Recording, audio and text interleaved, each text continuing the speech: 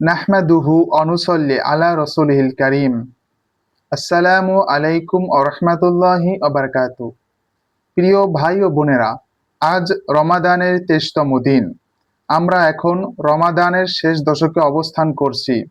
এই শেষ দশকের মধ্যেই রয়েছে মহিমান্বিত লাইলাতুল কদর, যে রাত হাজার মাসের চেয়েও উত্তম।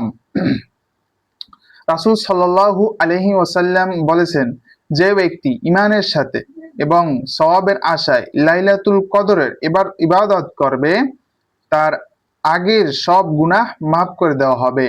সুবহানাল্লাহ। সহিহ বুখারী ও মুসলিম।